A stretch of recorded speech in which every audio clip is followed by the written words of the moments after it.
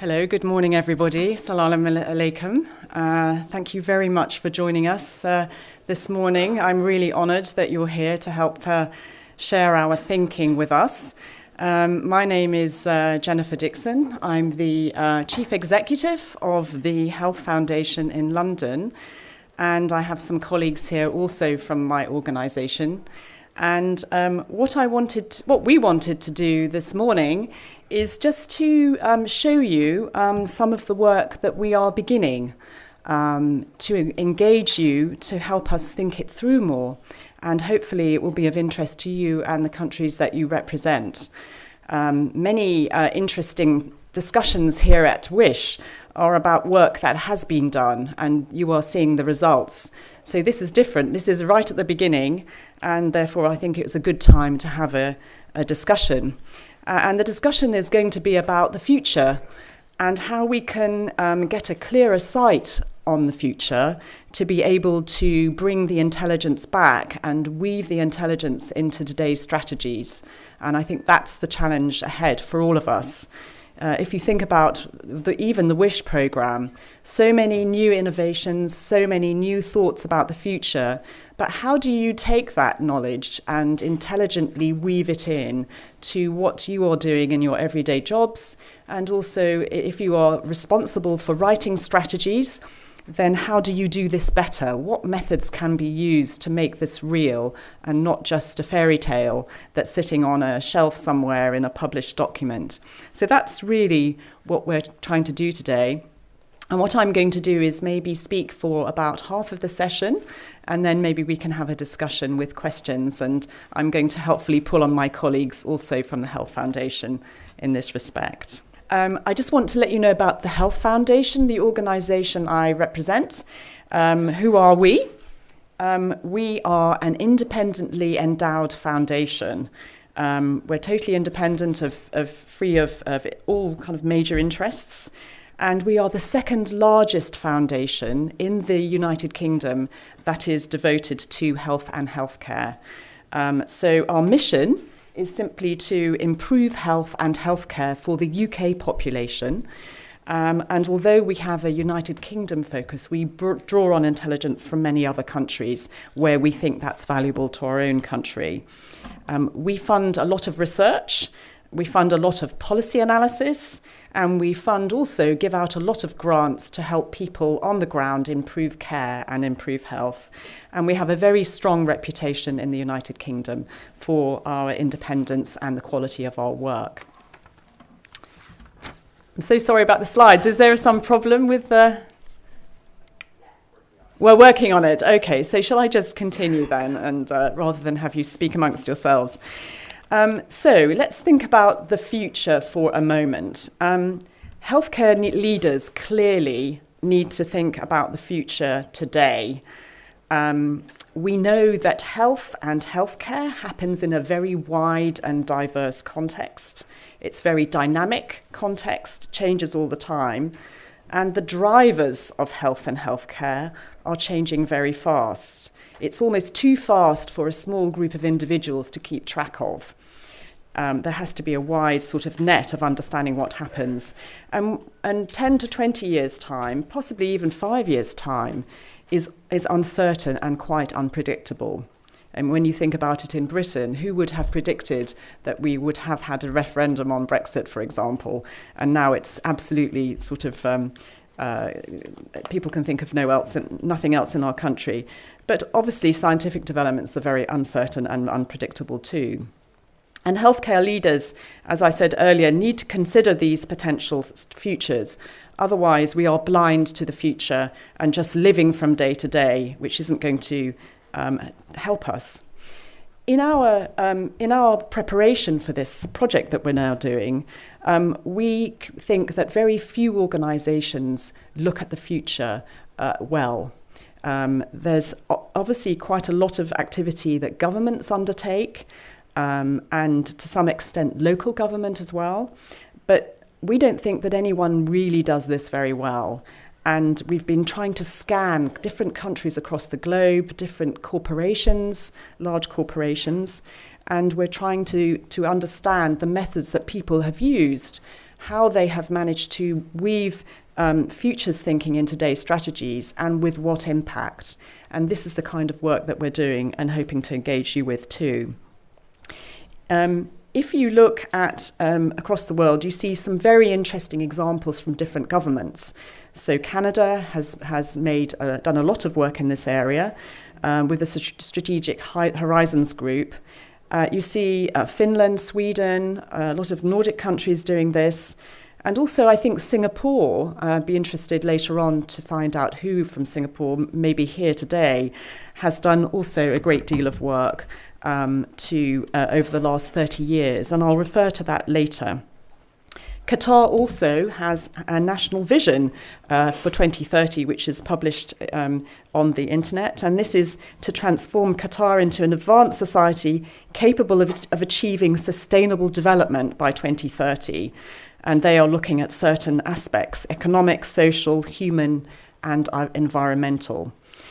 So there are many examples around the world, but the question on the table is who does this very well?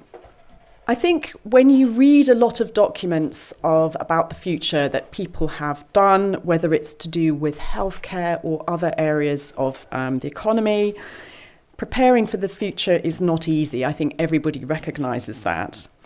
And that's because we all live very much in today. We are living with day-to-day pressures which dominate not just healthcare but all industries.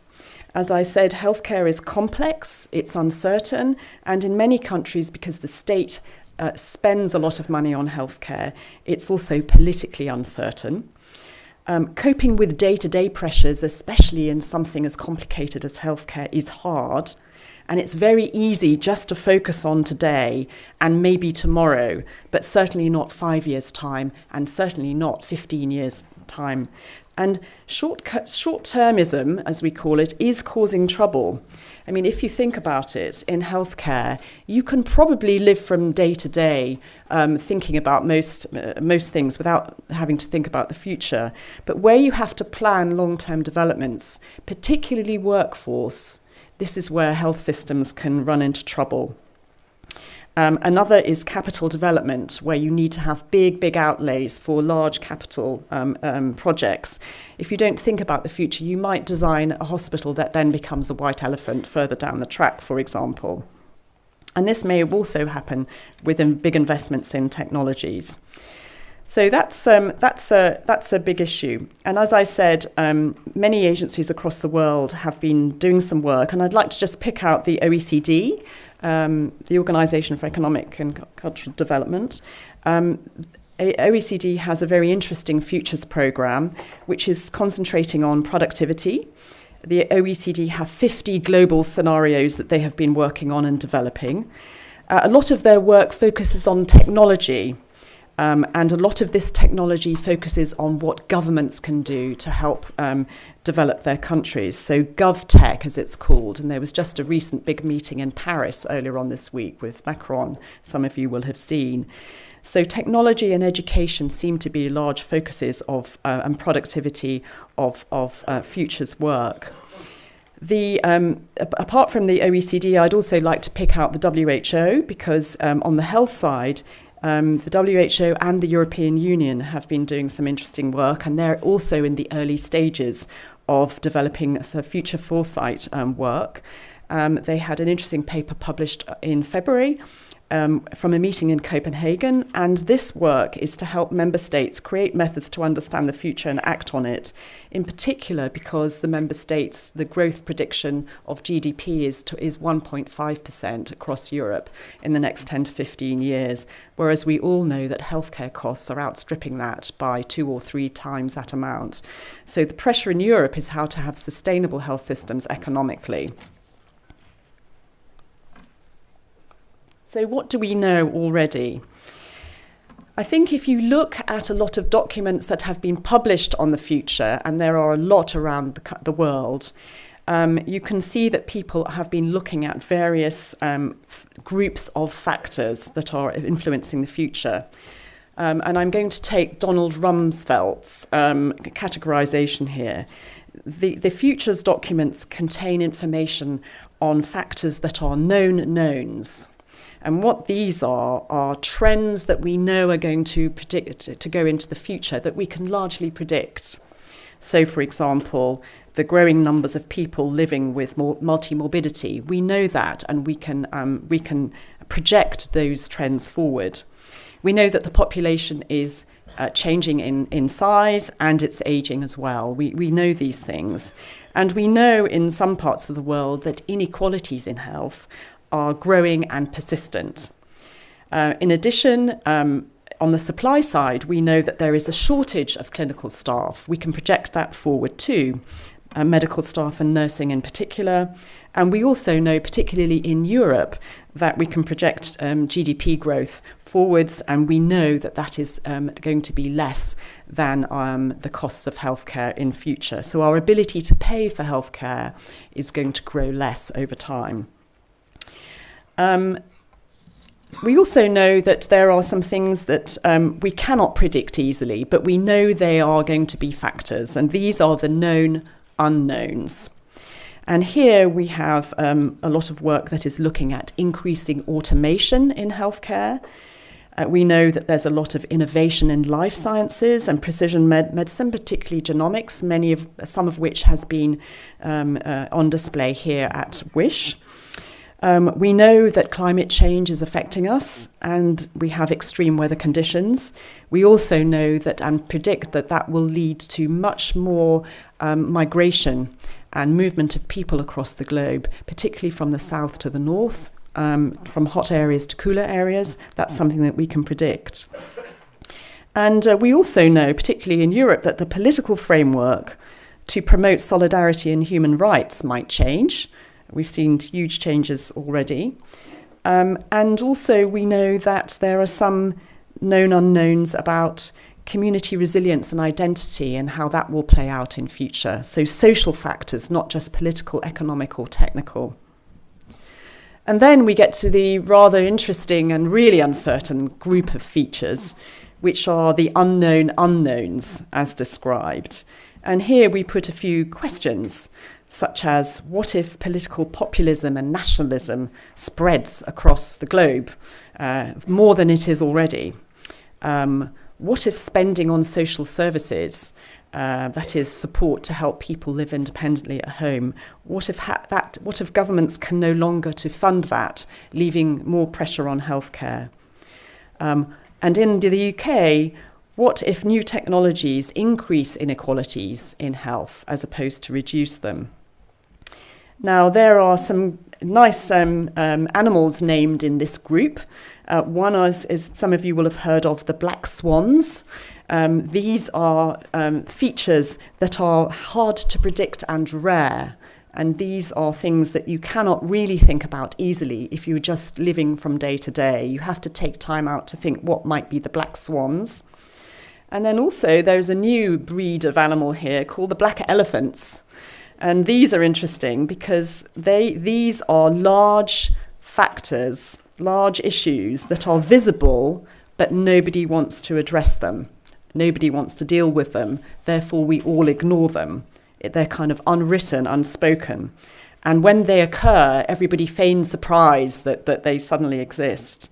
So there's a lot of unknown unknowns that may exist that we really need to be mindful of. So in other words, what I'm saying here is in thinking about the future, we don't just project forward the known trends. We have to be more creative and imaginative, depending not just on fact, but also on perception and feeling and possibly emotion about the future as well.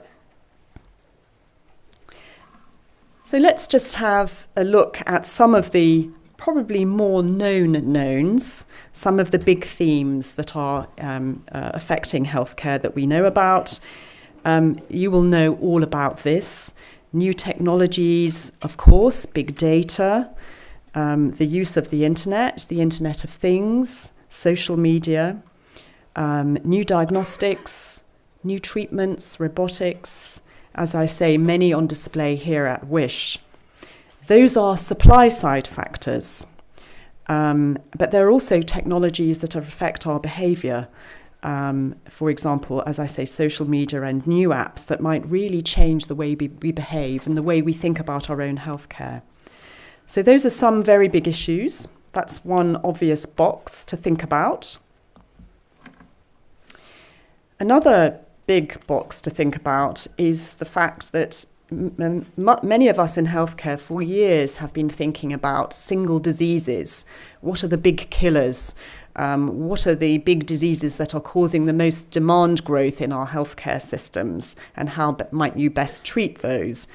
But the truth is, what we're now seeing is just a lot more prevalence of clusters of multimorbidities, which are increasing and are really revolutionizing the way in which we have to think about healthcare, away from single specialty and single diseases to treating the whole patient and these multiple comorbid conditions.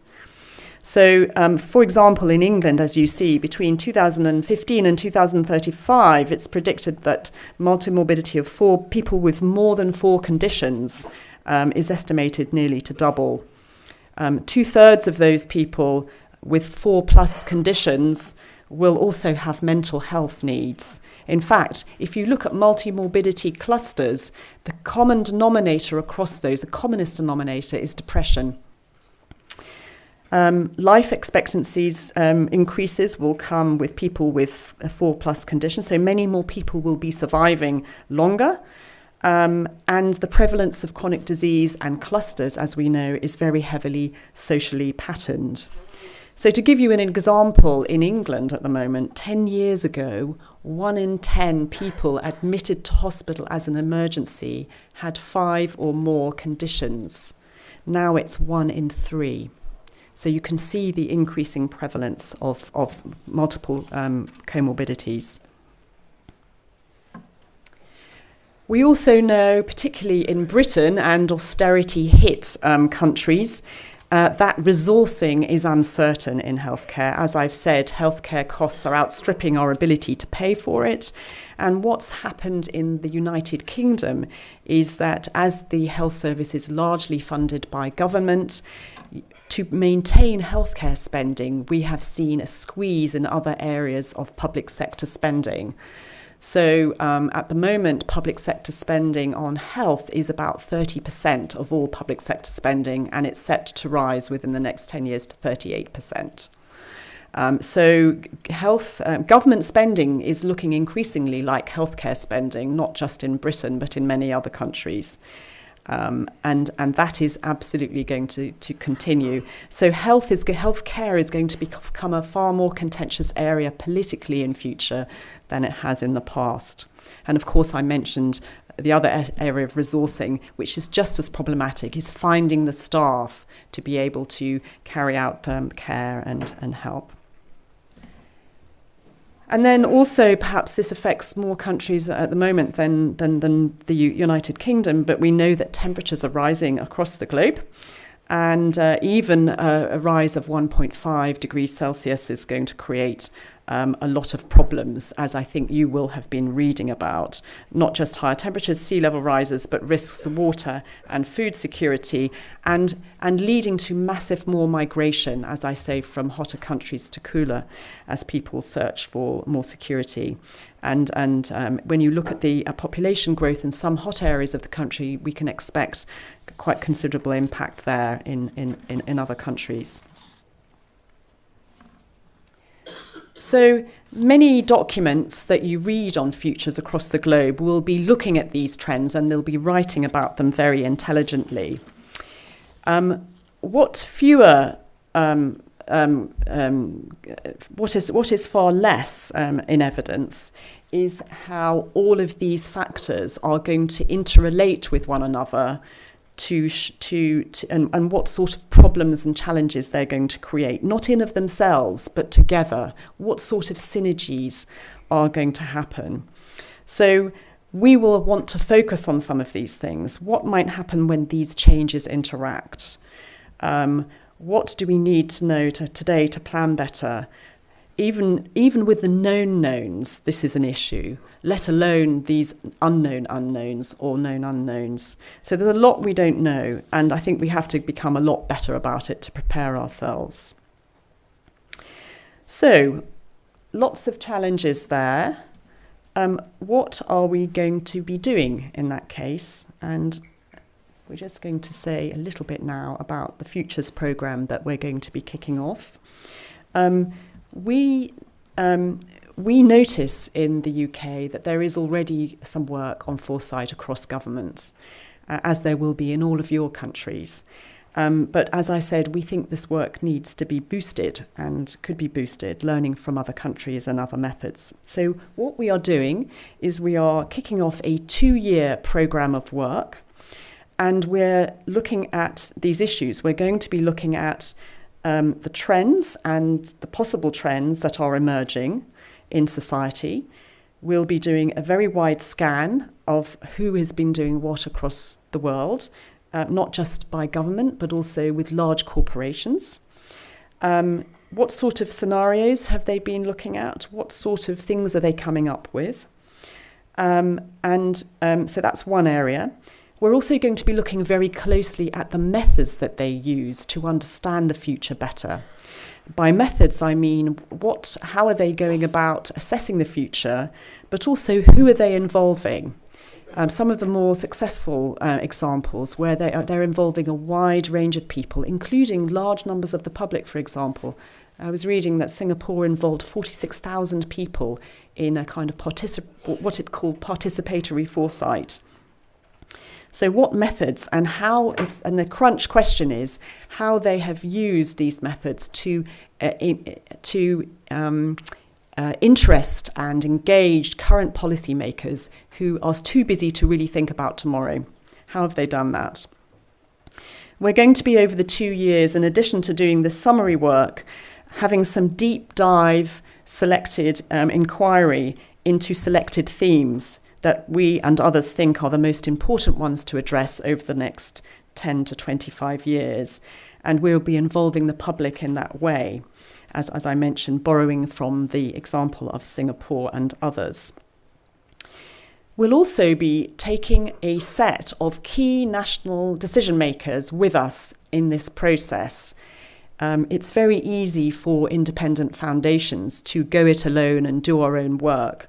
But we don't want to do that this time. We want to bring in leaders from the very start with us over this 2 years and check with them and co-produce, in a sense, this work with them so that they will own it and then weave this into their own strategies at the end. And maybe, we hope, we'll be setting up a process for them to use in future. So deep dive work alongside key strategists, and also using a broader stakeholder group, broader than perhaps many governments might be using. So we'll be looking at international participants, we'll be looking at corporate sector participants, as well as the public sector. But I think the main thing, as I said, is to try to gain such usefulness of this work that when we finish the 2-year work, it is embedded across various parts of the UK state. We notice actually that in Singapore, they had big discussions about whether this futures work should be in government or should be outside of government.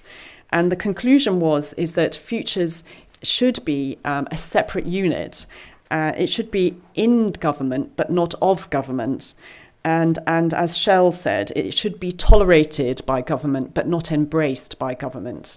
Because I think once it is part of government, then it becomes part of groupthink. So it's very important to have something separate. So lastly, I just want to say a little bit about a really good example we've been looking at. And this is Singapore. Singapore have something called the Centre for Strategic Futures, which is a cross-government initiative, but it's a separate centre as described. And what's interesting about Singapore is that I think this is one of the more developed sort of methods and process that they've been using and refining since the 1980s. And they have developed over that time a growing range of foresight tools to help the government manage threats and capitalise on the opportunities. And what they have done, apart from having a very broad range of methods that they've collected, is they've developed warm ties with thinkers and policymakers globally to check the pulse on changes that are occurring. And in a sense, you could say that WISH is a kind of example of that. but Singapore have been very methodical and systematic in the way they've done it. And they've used diverse sources to pick up weak signals through thoughtful scenario planning and foresight to strategy implementation. And what they've done is since 1997, they've produced every 3 to 5 years a set of national scenarios that they think that are exploring some of the key issues. And I was looking at this recently, and throughout all of that period, since that 20-year period, some of the issues that they've identified over that time haven't been technology, actually, and they haven't been some of the things we've been talking about just today. But the issue of community resilience and identity seems to have come up year upon year as being a major issue. But more recently, global uncertainty, rising nationalism, slower economic growth, and more frequent technology disruption have been some of their big themes that they are really focusing on. So it's very, very interesting, I think, what they're doing. And they've used a variety of methods so they've taken themes and they're looking at a 10 to 15 year horizon. And the kinds of methods that they use include scenario building, gaming, simulation, sandbox, they call. They have imagined stories which they put to film and video and test with the public. They have regular roundtables, global roundtables, biennial foresight week across Singapore. They have a fellows program. A lot of this program is to build capacity amongst policymakers and leaders so that it's not just held in a group of 20 people. And their advice to everybody who is trying to think about the future is to have a fluid and iterative process, not a one-off rigid set of reports.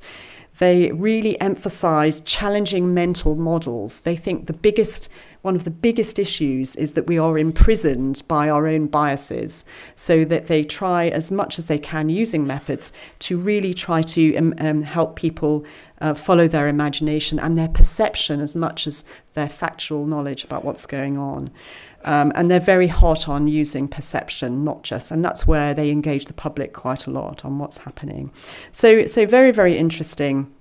And just to finish on Singapore, there was this wonderful quote by the head of the civil service in Singapore where Peter Ong said, "Singapore has never enjoyed the luxury of not planning for the future," which I thought was quite telling.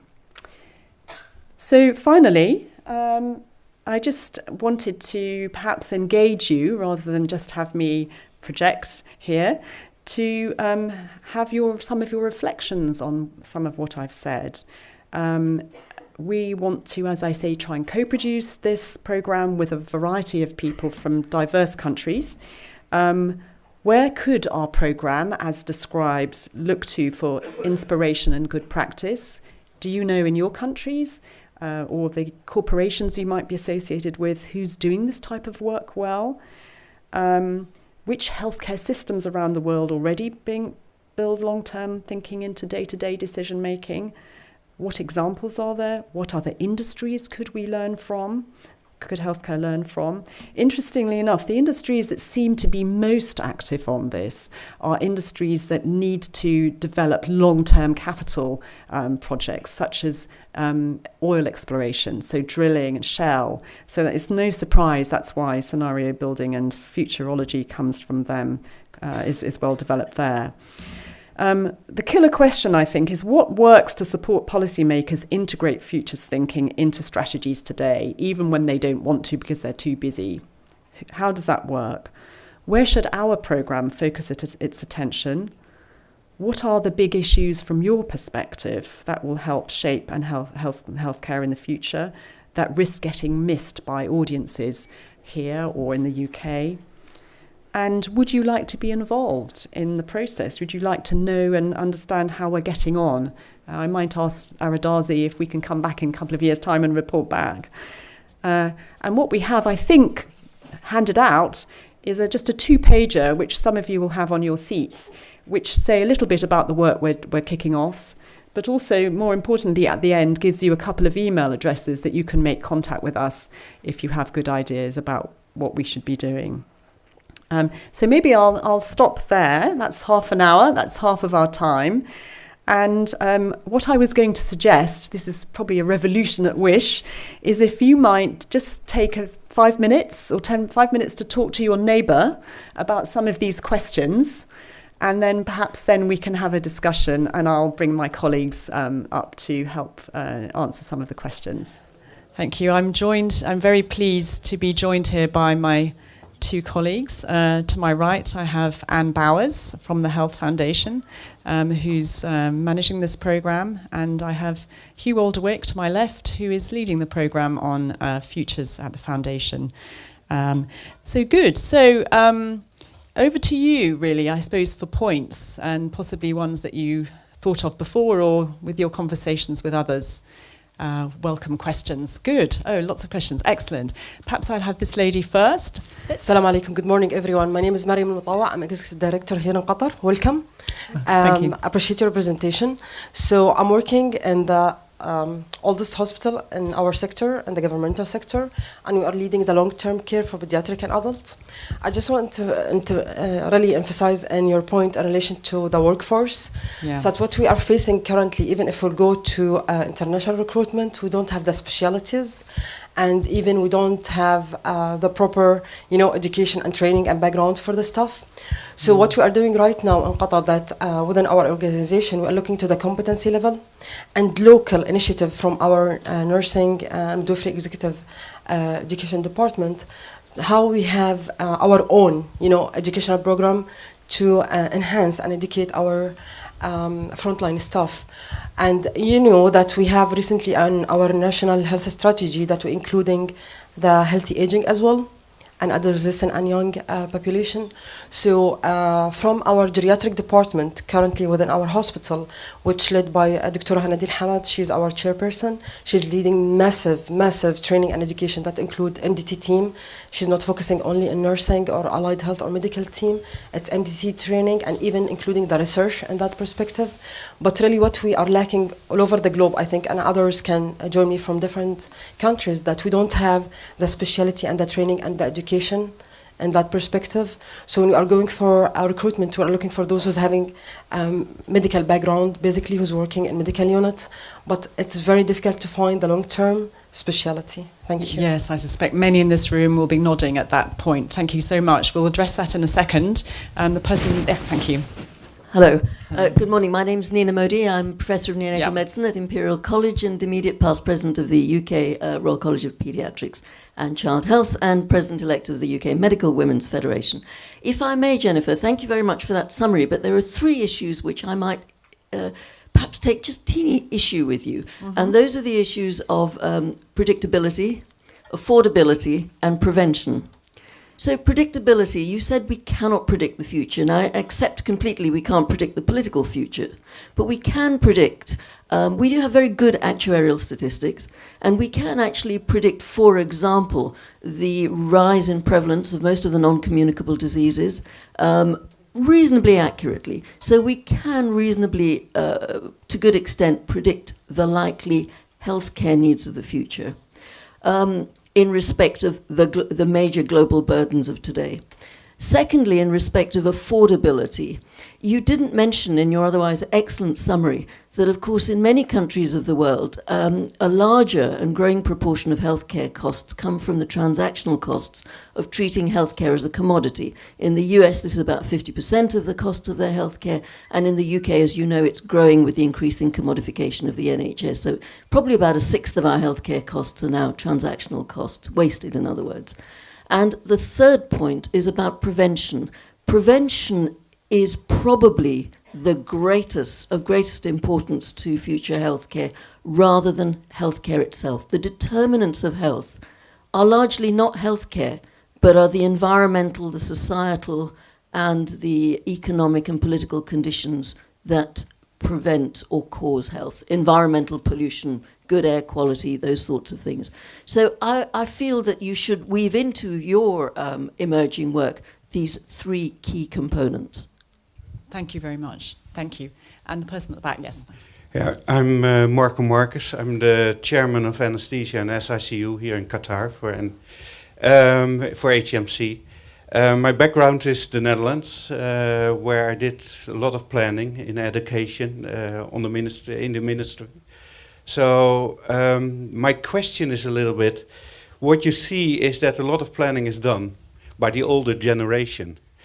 How can you get the ideal mix of the younger generation, because we plan for something they want, not something maybe that we want. So how do you get your ideal mixture of younger and older and experience in, I see the panel is younger, so that's very good already.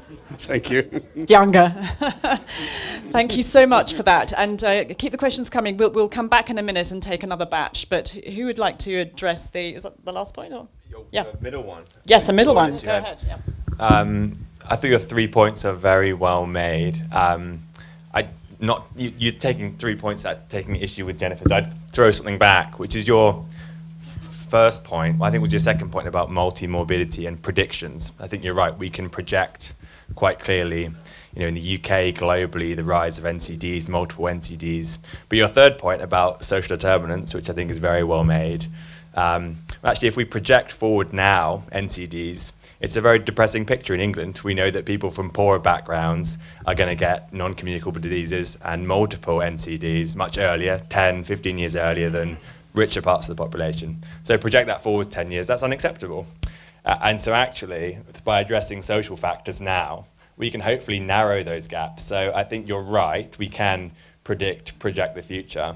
But if what we see when we make those projections based on what we're doing today, we think is politically unacceptable, we can make different investment decisions to try and change. So I think that you're right, we should make projections, we should make predictions, but we should use that information to change actually the direction in which things are going. So I think you'd agree in England at the moment, it is unacceptable, the gaps in life expectancy. So we should do something about it. So it's about using the projections for action, I think. Before I turn to Anne, I just want to add to that, thank you. On the wider determinants of health, you're absolutely right that factors outside of healthcare probably affect, estimates vary, about 80% of our health relative to healthcare, which is more like 10 to 20%. And in places like the United Kingdom, this is an issue because, as you saw from that little graph I showed, government spending on healthcare is rising inexorably, and to be able to afford that, the budget is cut for other aspects of government spending that might affect the wider determinants of health. So a key concern of ours, actually, across the Health Foundation is what arguments do you muster to governments to unlock greater investment in these wider determinants, such as more spending on housing, maybe on basic income, crime, tackling crime, for example. Education is another big one. And some of you will have seen recently attempts by the World Bank to develop what's called a human capital index, which is where the attempt is to not just measure the wealth or GDP of a country through using economic factors alone, but also to say the current wealth generation of a country is not as important as the future wealth potential of the country. And to do that, to think about the future, you also have to think about the human stock that is going to generate that economic growth in future, which means you can't just look at economic transactions now. You have to think about childhood education, you have to think about health. And it's not just the World Bank, but the IMF also. Other international agencies, as well as economists, are thinking about how to change GDP measurements to engage politicians who are very excited about GDP growth, to expand the definition of that to include health in order to try to unlock greater investment in these wider determinants. So I think the environment is changing, not fast enough, but I think it's up to us and organisations like us to demonstrate that impact. And did you want to answer anything? Take the other two questions. Yeah, thank you. All right, so I will take the other two questions. So in terms of the young people, first of all, thank you. Clearly we got a lot of sleep last night. The other thing to say is that on a purely practical basis, as we scope the program, as we scope the work that we're doing at the Health Foundation, we're very live to that. So we're thinking about different ways that we can structurally build in voices of young people. So the younger, very young, younger even than us, who will be living 20, 30, 40 years, but also the kind of rising crop of leaders. Because actually, if you're thinking about the challenges that might come in the next 10 to 15 years, our current leadership group are not necessarily going to be the ones who are going to be facing those. So we're looking at models of fellowships and of ways of integrating and engaging that group. So that's a kind of practical answer to the point about youth.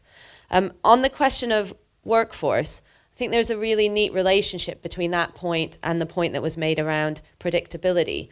And while we can, as you said, predict things around non-communicable diseases, the distribution, inequitable distribution of that, we aren't necessarily able to predict the context in which all of that's happening and the contextual implications of that, including on workforce and where the workforce comes from and how the workforce is distributed across the globe, let alone in individual countries. So we are quite explicitly looking at the relationship between the unpredictable context and workforce. So thank you for putting those two together. Sorry, just one quick addendum to the workforce question. Clearly, there's one issue for many countries, which is how do you get a basic level of workforce into the healthcare system. There's another one which is true of our country too. There's also another one about how best do you move forwards on automation, where you know that some tasks carried out by clinical staff can be automated. How do you structure your research and development across the country, your innovation strategies, to be focused on the issue of productivity and replacement of clinical staff tasks where they can be automated? And, I suspect in the UK this is a bit hit and miss. Our investment in research is not necessarily prioritised with that in mind. But that is an answer, at least it's part of the answer, I think. Good, okay, we have a lady here and gentleman there. And somebody, there you are, right at the back there, 3 more. Assalamu alaikum, good morning. Dr. Asma Al-Khatib, the Director of Dentistry in Primary Healthcare in Qatar. Welcome to everybody to Qatar, and I'm the co-chair for the National Oral Health Strategy in the country. I think this, presentation and the discussion is very interesting, for us, especially for us in Qatar, with the very highly speeding growth in health. So you mentioned few things that we need to reflect on, where we get inspiration from other industries. We can see that you mentioned, I think, fantastically, the oil and gas industry, the aviation industry, that these areas that we can learn, for example, aviation industry, we learned from them the quality and safety, and it took us decades to reach somewhere closer. We're not at their level yet. But I think one of the challenges in the health sector, and for me, I'm a pediatric dentist, so I see another perhaps epidemic, that if we can call it epidemic, of dental caries.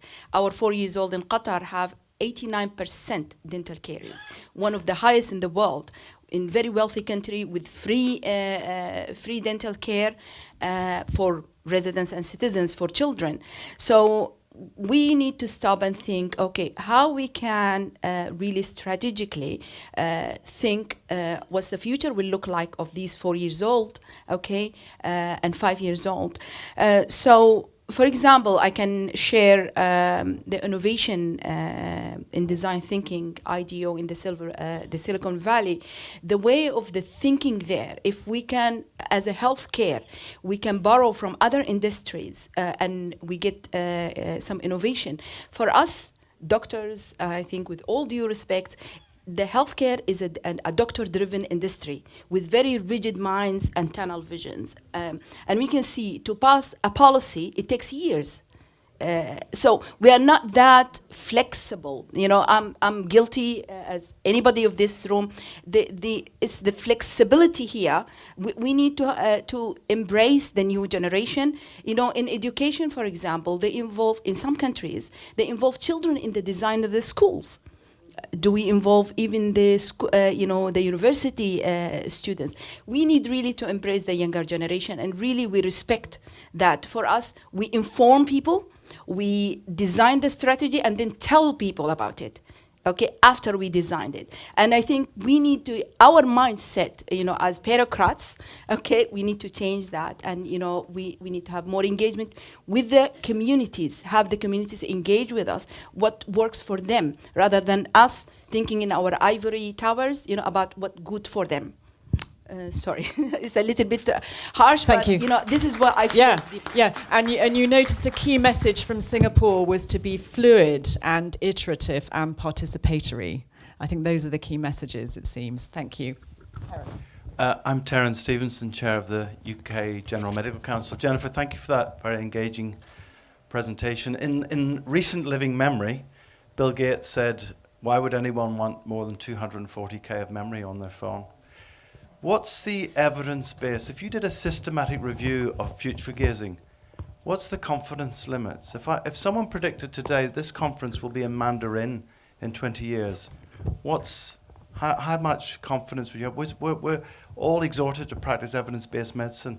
What's the evidence base to futurology? Is it science or is it astrology? Thank you. Thank you. We will answer that. There were a couple more questions, I think. Yes, the gentleman there and a gentleman over there. Thank you. Yep. Hi, go. Hello. Okay, my name is Rob Walters. I'm the past chair of Orbis International, which is an NGO that specializes in the treatment and prevention of blindness in developing countries. And that's really what I want to talk about. I want to ask long-term healthcare planning in poor countries where there's very poor infrastructure, where there were often very poor investment in public health and other systems, is a different system, really. And it's really the question about how we tackle that I'm really interested in. Thank you. And question at the back, yes? There was a question at the back there, and there's another lady in the middle. Okay, sorry. Thank you. Hi, my name is Emma Stokes. I've just moved here, actually, to set up the physiotherapy program at Qatar University, which is super exciting. Yeah. But I'm also I'm an Irish physiotherapist working in education. And I guess I'm interested in the aspect of the politicization of health, because you referred to that. And Ireland is obviously a country that has lived through quite a significant period of austerity. We do have the very first 10-year cross-party, beyond the lifetime of this government, healthcare strategy. And yet, every time I look at the newspapers in Ireland from here, there's another political crisis about healthcare. So my question is, and it comes back to the point that this gentleman made also, which is around the political context is so hugely powerful in terms of influencing healthcare and how it's operationalized and how it's funded.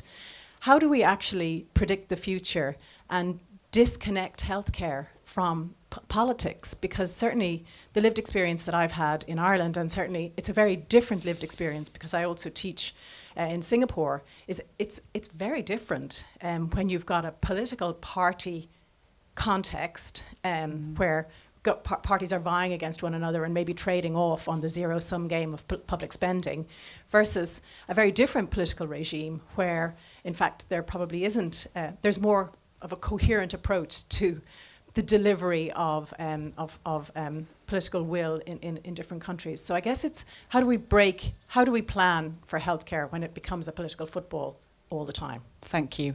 And let's take one last question at the back. Yes, the lady in the middle there. Mahbooba Farzana from Bangladesh, Ministry of Health. Same question with that gentleman. Actually, we are in Bangladesh. We are a developing country. I'm talking about the underdeveloped country, and the country they have refugees, especially. In Bangladesh we have refugees. Whatever the plan, whatever your plan for these kind of countries. Thank you. Thank you. So we have 4 questions. Looking to my colleagues for. It's up to you. Yeah, go ahead. I like the science and astrology question. So one of the things that we have really learned about foresight and the kind of practice of foresight is that it's about changing the way, it's about helping expand the way you think rather than explicitly predicting the future, whatever that future is. So, to the point about predicting the political context, we're not trying to predict with any certainty the political context. We're trying to understand the different potentials and what that means for health and healthcare. And to me, that's pure science. You know, scientists don't go into their labs knowing the answer. Scientists go into their labs knowing the question. And they spend 20, 30, 40 years, and then they train the next generation and the next generation, and they keep exploring. And they hold on to a vision or a question, but they don't come in with an answer. And that, for us, or for me, is very much what Foresight's about. It's not about knowing the answer, and it's not about trying to predict the answer. It's about understanding that you want a healthcare system that's equitable, free at point of access, etc., and the world around you is going to change. How do you think about that world and make sure that that healthcare system is sustainable? I thought it was a great question too, and just to add to Anne's point, the other additional, I think, benefit, which is more theoretical, is that we need to understand the future is not made, it's not been built, it's not inevitable. So by thinking about potential scenarios, I think it's just a helpful tool for policymakers to say, well, what if? You know, what if we actually invested in low-income housing instead of high-cost health technologies, for example? Or what happens if the new health apps that the worried well middle-class people might be able to access, what happens if they increase health inequalities? What happens if people in the private sector don't develop apps for people with low health literacy? What's the impact?